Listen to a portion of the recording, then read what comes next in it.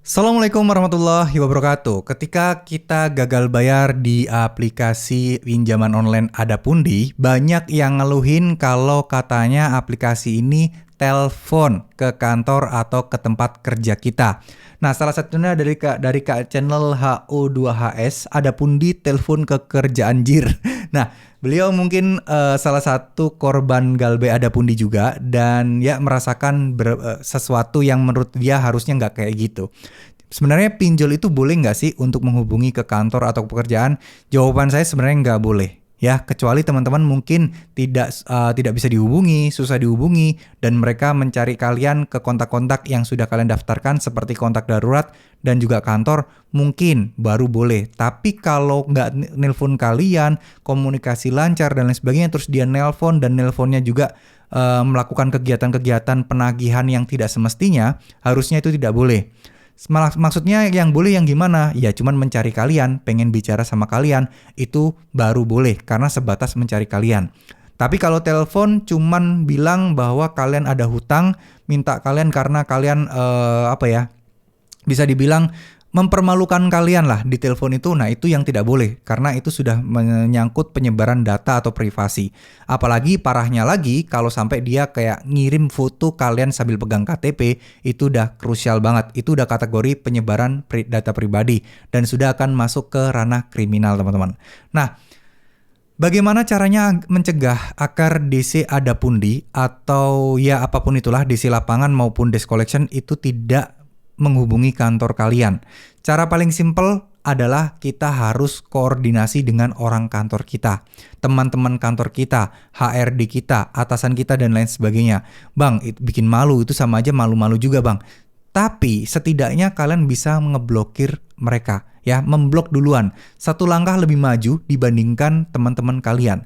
Kenapa saya bisa bilang seperti ini? Karena gini, kita tidak bisa menghalangi mereka DC-nya untuk menelpon kantor karena itu adalah faktor eksternal di luar kendali kita. Meskipun kita palsukan nomor telepon kantor kita, kalau nama kantor kita cantumkan dengan benar, mereka bisa googling, mereka bisa mencari dan di situ ada nomor telepon kantor atau perusahaan.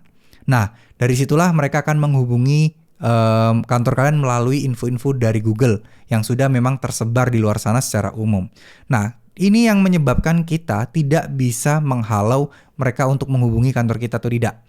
Nah, dengan tahu resiko seperti ini, dengan tahu dan memahami kondisinya, langkah terakhir mau tidak mau ya kita harus ngobrol dengan orang-orang yang ada di kantor kita. Setidaknya kasih penjelasan, setidaknya kalian bikin alasan yang paling masuk akal dan bilang ke mereka untuk tidak usah merespon. Kalau nyari kalian bilang aja gak ada atau bilang aja udah gak kerja di sini atau ya udah diabaikan aja karena itu urusan hutang piutang, bukan urusan kantor ya. Atau kalian angkat aja begitu pertama kali dicari sama DC pinjolnya, bilang jangan ganggu di sini lagi karena ini kerjaan, tidak boleh ada telepon urusan pribadi. Selesai. Kalian mau tidak mau angkat, besok-besok teman kalian juga nggak mau angkat, langsung tutup juga nggak masalah. Karena sudah diinfokan bahwa urusan pribadi, hutang piutang harus diselesaikan secara pribadi juga. Secara melalui telepon juga. Bukan secara melalui dihubungi ke kantor seperti itu. Ya, jadi kalian harus antisipasi, harus ada tindakan kalian dulu, mendahului sebelum mereka. Ya, intinya kalau teman-teman ngejelasin dengan sopan, dengan ramah, dengan baik-baik, harusnya teman-teman kantor kalian pasti pada paham dan pada mengerti. Tapi kalau misalnya kalian diam-diam aja dan ini DC-nya juga mungkin kurang ajar gitu ya. Dan parahnya lagi kadang itu DC itu ngeselin banget juga memang menghubungi atasannya, nyari-nyari atasannya dan lain sebagainya. Itu akan sangat-sangat meresahkan banget. Tapi kita tidak boleh diam aja. Ketika kita merasa privasi kita dilanggar, langsung segera laporkan, langsung segera viralkan. Sekalian udah kepalang basah, lebih baik kita viralkan aja kelakuan mereka, biar mereka diusut oleh OJK. Kadang kalau nggak viral, itu susah banget tuh diusutnya. Bener nggak? Ya. Tapi tenang, teman-teman tidak usah khawatir, segala macam apapun resiko gagal bayar di Adapundi, telat bayar di Adapundi bukan sesuatu yang besar.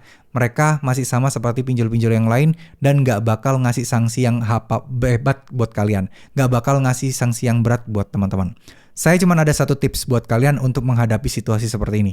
Ketika rasa gelisah muncul, ketika rasa takut muncul, ketika stres muncul, jawabannya cuma satu. Dekatkan diri sama Allah SWT, dekatkan diri sama Tuhan, perbanyak zikir, perbanyak amalan ibadah, terus kemudian selalu berhusnuzon atau berprasangka baik sama Tuhan, yakinlah pertolongan Tuhan itu pasti ada.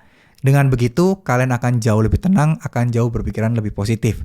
Memang tidak semudah yang seperti yang saya katakan, tapi tetap perjuangan kalian adalah mulai dari situ.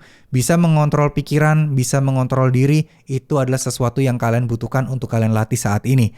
Bukan motivasi-motivasi yang mana motivasi itu bisa jadi 2 hari, 3 hari, 4 hari hilang. Tapi begitu kita mulai yakin sama Tuhan kita, itu akan bertahan jauh-jauh lebih lama. Ya, ingat, keajaiban itu pasti ada. Kita tidak pernah tahu rezeki kita dapat dari mana. Kita tidak akan pernah tahu utang kita itu lunas dengan cara apa. Jadi cuman satu tugas kita sekarang. Berpasrah diri.